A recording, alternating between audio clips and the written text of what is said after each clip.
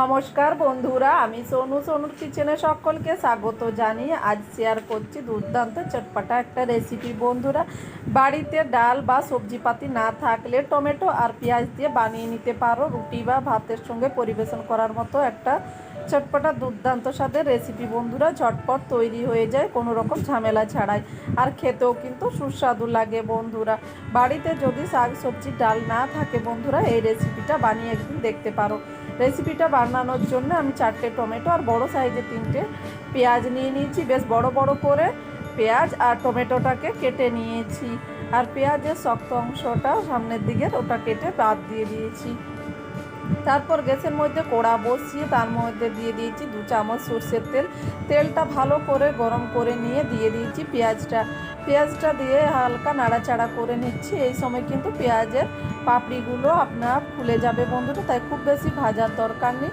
একটু হালকা করে ভেজে নেওয়ার পর দিয়ে দিচ্ছি টমেটোটা দিয়ে আবার এটাকে 3 থেকে 4 মিনিট রান্না করে নেব। তবে খুব বেশি টমেটোটাকেও আমি এখানে গলাবো না, হালকা করে ভেজে উঠিয়ে নিচ্ছি একটা প্লেটের মধ্যে। আর একটা টমেটো আর কিছুটা পেঁয়াজ রেখে দিয়েছি, তার মধ্যে দিয়ে দিয়েছি 5 থেকে 6টা রসুন কোয়া।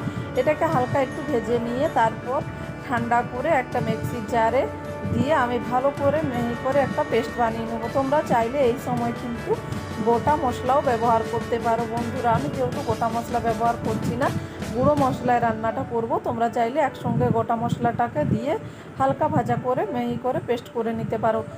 এইগুলো উঠিয়ে নিয়ে এদিকে মশলাটা বানিয়ে আবারও কড়ার মধ্যে 2 থেকে 3 চামচ সর্ষের তেল দিয়ে তেলটা ভালো করে গরম করে নিয়ে 1 চামচ 5 ফোড়ন আর দিয়ে দিয়েছি 2টো শুকনো লঙ্কা ফোড়ন দেওয়ার পর ফোড়ন থেকে একটা সুন্দর গন্ধ বেরিয়ে এলে এর মধ্যে দিয়ে দিচ্ছি যে টমেটো আর পেঁয়াজ ভাজাটা বেটে রেখেছিলাম সেটা।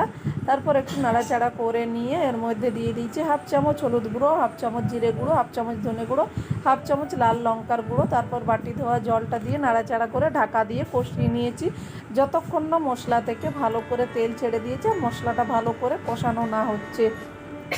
এইভাবে বেশ কিছুক্ষণ কষিয়ে নেওয়ার পর তারপর দিয়ে দিচ্ছি স্বাদ মতো লবণটা দিয়ে আবারও ভালো করে মিশিয়ে নিচ্ছি 1 থেকে 1.5 মিনিট সময় নিয়ে। বন্ধুরা, আর এই সময় ঢাকা দেওয়ার দরকার নেই। এইভাবে একটু নাড়াচাড়া করে ভালো করে মিশিয়ে নিয়ে তারপর আমি এর মধ্যে দিয়ে দিচ্ছি ভেজে রাখা টমেটো আর পেঁয়াজটা।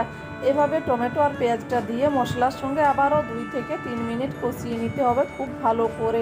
চাইলে এই সময় ঢাকা দিয়েও কষিয়ে নিতে পারো, যাতে খুব ভালো করে টমেটো আর পেঁয়াজের মধ্যে নুন মশলাটা ভালোভাবে ঢোকে। তো এইভাবে আমি ঢাকা দিয়ে ভালো করে 3 থেকে 4 মিনিট ভালো করে কষিয়ে নিয়ে তারপর আবারও নাড়াচাড়া করে মিশিয়ে নিচ্ছি যাতে খুব ভালো করে মিশে যায়। তারপর এইভাবে নাড়াচাড়া করে মিশিয়ে নেওয়ার পর এর মধ্যে দিয়ে দেব কফি কাপের 1/2 কাপ উষ্ণ গরম জলটা খুব অল্প পরিমাণে দিচ্ছি, খুব বেশি দেবো না বন্ধুরা। এইভাবে জলটা দেওয়ার পর আবারও নাড়াচাড়া করে মিশিয়ে নিচ্ছি। তারপর ঢাকা দিয়ে 3 থেকে 4 মিনিট রান্না করে নেব।